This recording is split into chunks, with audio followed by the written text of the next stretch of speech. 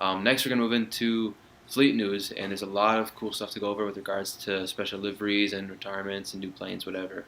The first topic we're going to cover here today. Sorry, it's like 11 p.m. I'm tired, but I'm doing my best. The first, Thank you. no problem. The first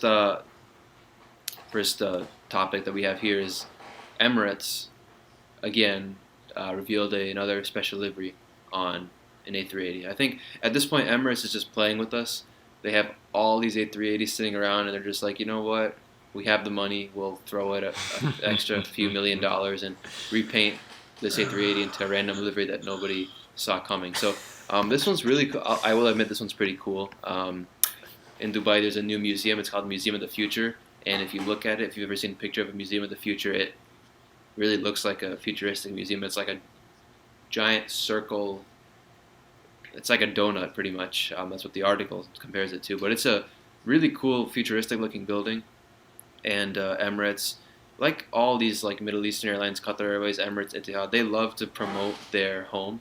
Like Qatar Airways they love to promote tourism to Qatar, and Emirates and Etihad, they love to promote their respective hub cities, Abu Dhabi and Dubai, obviously, or Dubai and Abu Dhabi.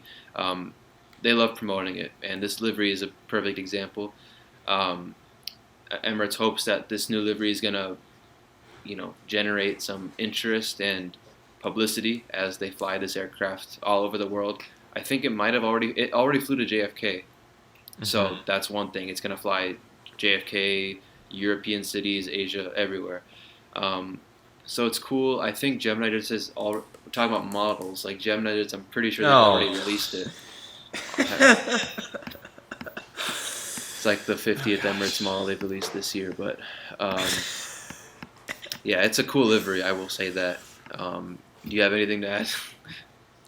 Yeah, it's definitely probably one of the better ones they've done. A lot of these I could care less for, but this one I think has some legitimate purpose. Not to say that they don't have purpose, but that one I really like. So very glad with that. And it kind of goes with their like trio of wildlife liveries that are pretty cool. So love to see that. And Emirates continuing. I mean, if that whole fleet of A380s does not have all specials by like the end of this year, I don't know what will.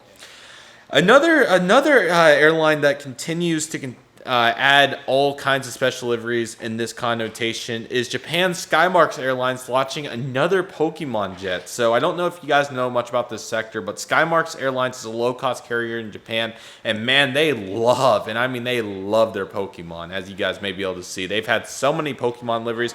I'll be honest, I don't know too much about it, but I thought it'd be cool to cover it. So this is going to be another Pokemon aircraft. I guess it's just a second for Skymarks, but I guess I'm just getting this bad saturation because like China Airlines and all these different airlines have all these TV show liveries, and I don't want to say they're all the same to me, but man, there's so many of them. So I guess these are going to feature the critters. Hopefully I get this right. Larvard, I'm not even going to try the rest of these. Skyman's another one. Margrip and Pikachu, I think that's it's something like that. But nevertheless, it looks like a decent livery. They got some good faces on there. So it's definitely an interesting looking livery. It's going to be the inaugural flight on May 30th. And again, they continue to add more of these Pokemon liveries. And it's pretty cool because obviously there's been a lot of history with these with ANA and various airlines as well. So very cool to see that. And I'm sure AS is he may have a similar set of mind in terms of all these Asia carriers with all these TV show and anime and all that special liveries. Yeah. Me personally, I was never really big on Pokemon, so I have no idea what the character is or whatever. Same. I know Pikachu. That's like the only one that I know. Pikachu. The yellow plane, the first special livery they did. The new one that they're doing, the BC2 special livery.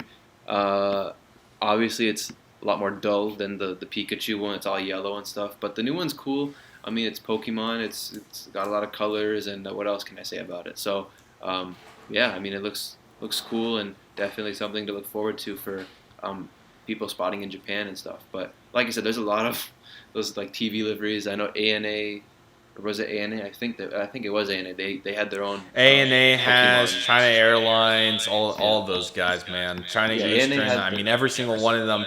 Whether it's the full plane or just like half of it or just that little TZ sticker or whatever it is, it's on there. They have to have it. So, yeah. So that's all I think we can add regarding the Skymark Pokemon special livery. It's cool, but I personally have nothing else to say about it. So Yeah. the next news topic that we have is Icelander. Icelander has a I don't want to say sizable because to be honest, their cargo division is pretty small. I think they have like one 757 freighter, and that's really it. But good news though, they are going to be taking a 767 into their cargo fleet, a former TUI 767-300, which has recently been converted from passenger to freighter. So they'll be taking delivery of that, and then I think they will. I can't remember when they will take it, but it's going to be coming later this year, according to Simple Flying's article. So they October. Yes. Okay. So yeah, the article according to Simple Flying it says autumn of this year. So I'm assuming, like you said, October or September, whatever. And they'll register it as TF-ISH. So it'll maintain that same registration pattern as their 767s because they have TF. I think they have 3 or 4 passenger 767s. So they have TF ISN, ISO, and ISP. I can't remember the fourth one, if there even is a fourth one, but it'll maintain that same TF-IS registration pattern, and then they'll get their second cargo aircraft. It's really cool. Icelander has a really awesome livery. I don't know if they'll repaint it in the new livery or the current Icelander cargo livery. That I'm not too sure about, but either way, it's good to see them getting a new plane, and I'm sure old livery, new livery, it's going to look great because Icelander has a really awesome livery, especially the old one. I would prefer it to be the old livery, but that's one question that we don't know the answer to yet. So what do you have opinions regarding the Icelander Cargo 76? Yeah, I think it's really cool. I'm really excited to see them developing even more aircraft in that ballpark. I'm really excited to see what's going to happen going forward, adding additional cargo aircraft to their fleet. I think it's really, really nice to see. And I'm really, really excited to see where Icelander will take it. I think they have a great future going forward. And I'm really pleased to see their efforts and all their contributions to the cargo market as it's making a lot of money. And I think they're going to continue to do a great job with that. Speaking of a great job, how about the new Star Wars livery on the Alaska Airlines Boeing 737-800 registered November 538 Alpha Sierra? This thing is really cool. So of course, this came back from another Disney. This is another Disney deal, of course, as Star Wars is owned by Disney at this point. And of course, this has the Lucasfilms and Yellowstone, the emblem on that, or not emblem, I'm sorry, but that's kind of where it came down to from. But of course, you got the Falcons on there, which is really, really cool. So I think they did a really good job on it. I think it looks absolutely awesome. I'm not a huge Star Wars fan, but I know enough of the basics with the Falcons and everything to be able to tell what it is. And I mean, it looks really, really cool. I know I had some Lego sets when I was a kid that had all the Star Wars stuff and everything, so that's really cool. So it's really, really cool seeing another one. This time with Alaska, of course, we had the United Star Wars livery, which was the really big one, but I think this one's very notable as well. And then A&A and all these guys have had special Star Wars stuff as well with R2-D2 and all that fun stuff. So this is a really, really cool one. I think they did a great job. You don't see an all-black plane every day in terms of a livery, so really, really cool to see that, and I think they did a really good job with it. So I think it's a very nice livery, and I'm really, really glad to see Alaska continuing to get in on the Star Wars market. What do you have to say about that, AS? Yeah, so it's a really cool livery, as you said. Alaska's been rolling out a lot of cool special liveries lately. My favorite one is probably the Orca one, the Oh Caravel yeah, livery. that one's very good. That one's Yes. beautiful. Yeah, this one is cool. I'm also not too big on Star Wars. Again, I'm sure Citrus Aviation would have loved to do this because he knows a bit about Star Wars, but none of us do. Yes. Neither of us Just do. a little bit. Just a little bit, but yeah, I like the Millennium Falcon on the tail near the back there. That's pretty cool. It's almost like they were planning this from the start. When United repainted their Star Wars livery, they just immediately went and unveiled this one. I think what is kind of cool is that this was the last plane to be repainted. I think this was the last one in the old livery in Alaska's fleet, and then they repainted it into this. So I'm not sure how long this livery is going to last, because I think it's promoting a new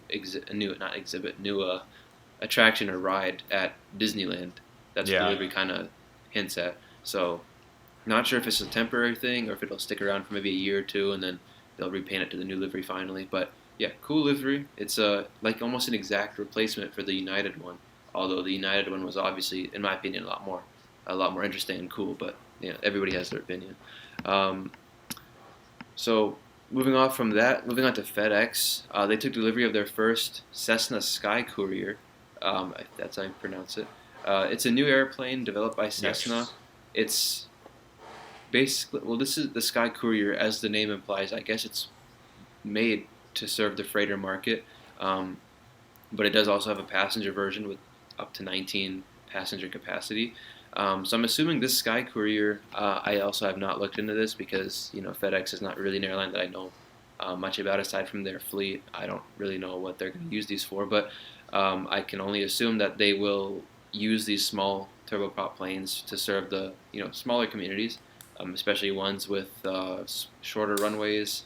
I can definitely think of a few cities here in Illinois that would be um, you know, that would love to have FedEx service with these smaller planes. There's a lot of cities in the United States that get like shorts 360 service from air cargo carriers here in the Midwest. That's what we have. We have some small airports near me that actually get air cargo I carriers think these shorts will also help 360s. phase out the Cessna Caravans a little bit too. I think was That too. another Okay, intention. that's a good point there. Yeah, yeah. So yeah, like you said, the Cessna Caravans, those are pretty older airplanes. So these will definitely be a good replacement option for those. Um, but yeah, it's a really interesting looking plane. I've not seen anything like the Sky Courier before. It reminds me a lot of the Technum P Mm-hmm. 2012 that Cape Air has, or is that what it's called, Cape Air? Yep. Yes. Yes. Yeah, it looks a lot like that. That's really the only thing I can say. But really cool FedEx. Congratulations, and I think they have 50 of these on the way in their Yes. fleet. Um, so yeah, Red River, what do you have?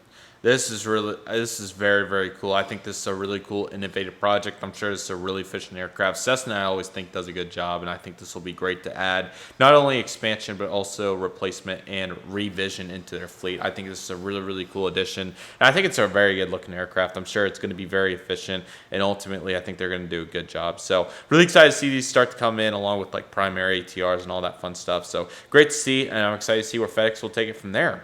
Next up, ITA Airways takes delivery of its first Airbus A350 as it's the 40th operator, which is really cool. So this aircraft flew in from Ireland, which is really nice, and it's really exciting to see ITA get the A350. I'm sure they're going to use this aircraft in a variety, in a variety of ways. I think it'll be really nice to see that. Of course, ITA is still a part of Sky Team, which is really cool, founded in 2020, of course. Full service air carrier, and I think they're going to do a very good job going forward. So, of course, these are supposed to go into service in June of 2022 with service out to Los Angeles, Buenos and Sao Paulo. So a little bit of the North and South Americas for you right there. And apparently they're going to have 2 classes on board as well, which is going to be very exciting. So I'm excited to see how it's going to work in the network, and I think they're going to do a good job with it. AS, would you have to agree with that? Yeah, definitely. I think it would have been cooler if, unfortunately Alitalia is gone now, but if Alitalia were to stick around, it would have been really cool to see a 350 in the Alitalia new livery. It would have looked really nice with the green and, red combination. But ITA's livery is a lot, I don't want to say I prefer Alitalia, to be honest, over ITA's livery, but the Agreed. blue, it looks beautiful, though. It's a really interesting all blue A350. I can't think of any others. I mean, we have Air Tahiti. Breeze, I guess. Yeah. Yeah, yeah. And you have Air Tahiti, which has like an all blue 787, but I can't think of any similar A350 liveries. But it's a really beautiful looking plane. Their A330s look great too. The ones that they had inherited from Alitalia when they rebranded as ITA. Those look cool. And like you said, you have LAX and Sao Paulo, and what was the third one? I can't even remember. Was it Santiago? Or Sao Paulo. Sao Paulo, yep. Yeah, so you have those 2 cities, but I'm assuming this plane will eventually make its way to JFK or something at some point. So, yeah, and then that's all I have regarding ITA. Next up, you have cargo jet, Boeing 777-300ERs. It's the Boeing that aircraft as a whole, the 777-300ER.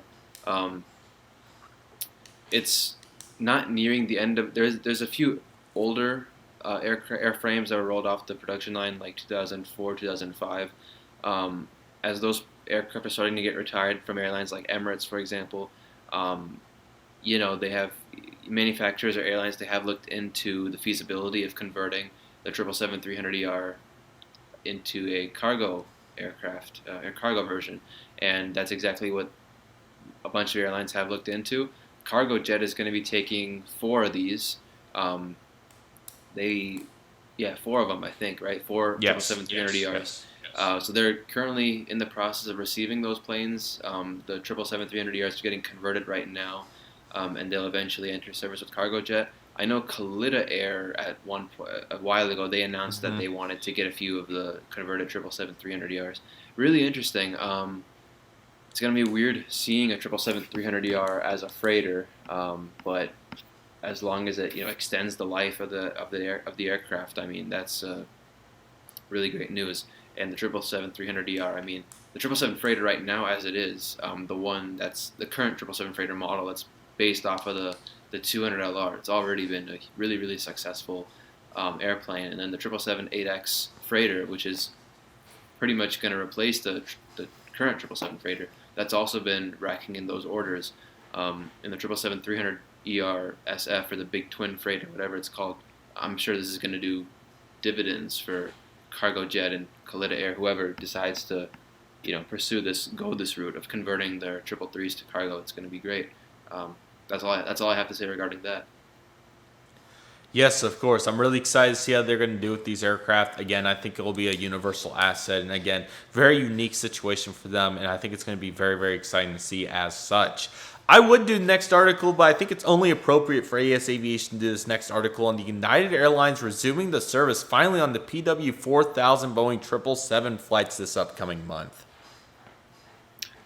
Right. So for those that don't know, last year, February 2021, one of United's 777s, powered by the Pratt Whitney 4000 engine, had experienced the engine failure, pretty catastrophic. I don't want to say catastrophic, but it experienced a significant engine failure when climbing out of Denver. That plane was going to Honolulu, and basically the engine caught fire. I don't want to go too in depth on it because that'll waste a lot of time. But following that incident, He they has some grounded. great videos. Check them out. Thanks. You're Thank welcome. you. But following that incident, they grounded their entire fleet of 777s powered by those engines, the Pratt Whitney 4000 series engine. And they have 50 something, 52 777-200s, both ER and non-ER, that have those engines. These 777s are all legacy United, so these are ones that United received directly from Boeing. So all 50 of those planes, 52, however many of those are, um, they've all been grounded for, I don't even know, the past year or so. I don't even know if it's 50. It might be up to 70 or something. I can't remember how Yeah. many exactly they have, but they have a lot. But they've grounded all of them. They've been grounded since February 2021. Luckily, Boeing, Pratt Whitney, the FAA, they've come together. They've, worked on the engines. They've improved them, made sure that, similar incidents don't happen again because back in, I think, 2018, there was almost a similar incident involving another United 777 with those engines, and it had a similar engine failure issue. It was really, really catastrophic. So they've improved the engines, made them much more, I guess, safe. I don't want to say safe because that gives it more of a negative connotation, but they made them more disaster-proof, I guess you could say. So similar incidents don't happen again in the future. And it's great news. United is looking to resume or return all of those grounded 777s to service soon. I read an article recently. They are looking to get the first plane back in service by May 26th, which is a week from tomorrow. So they want to get that first plane back in the skies by May 26th, and then they'll just gradually roll out the rest of the fleet through the summer, July. Hopefully by July you'll see all of those grounded 777s back in service. And it's good news for United because many of those grounded 777s were domestic configured. So United would use those for flights to Hawaii, for example, and also domestic flights like from between major hubs like Chicago to San Francisco and Houston to Denver, for example. They had 360 something seats. So they were big capacity holders, and ever since those were grounded, United's been missing out on a lot of capacity. So it's good news. They really need those planes back so they can get their numbers up, and to fill in for that void, for that huge void with these planes being grounded, they've had to either cancel certain routes or take planes that would normally operate international flights and put them on domestic flights, like the 777s, 777-200s that they have with GE90 engines that they got from Continental as a result of the merger. Those planes, along with the 787s, they've been operating flights to Hawaii and domestic flights, routes that they normally don't operate, but because the domestic 777s aren't there, that's the move United had to make. So bottom line, it's good news that they're finally coming back to service. It'll help United a lot, and it's about time. So that's all I got to say regarding that. Can't agree more, and I'm really excited to see those aircraft finally make it back. They're a huge part of the United Airlines fleet, especially domestically, and I'm really excited to see United finally get that capacity back and really enhance their network back to what it once was, despite not the pandemic affecting it, but more so a unfortunate fatigue issue on the Boeing 777 Pratt & Whitney versions. Really cool for JSX to see a new Top Gun Maverick livery. This is really, really cool to see. So I don't know if it's more significant that the livery is really cool or if that JSX has special liveries. Of course, JSX being a full service, not necessarily a corporate airline, but a very unique service airline, to have a special livery is quite interesting. I'm not sure what went on behind the scenes to make this happen, but I thought this was really, really cool to see. It's a very cool dark navy livery that looks really, really nice with some red stripes across it as well. The tail's a really cool design as well, of course, promoting Top Gun. So really cool to see that. It's November 259 Julia X-Ray, and I think it's really cool. AS, would you have to agree with that? So yeah, that Top Gun livery is very, very cool. And to finish this off for fleet news, the Breeze Airways Airbus A220 has been having certification issues, unfortunately. So I don't know if you guys have heard, but Breeze Airways has been having issues with it. I really don't know a bunch about the details, unfortunately, so that's very unfortunate. But what I do know is they've had to take the aircraft off of some of the routes that it was initially supposed to be on.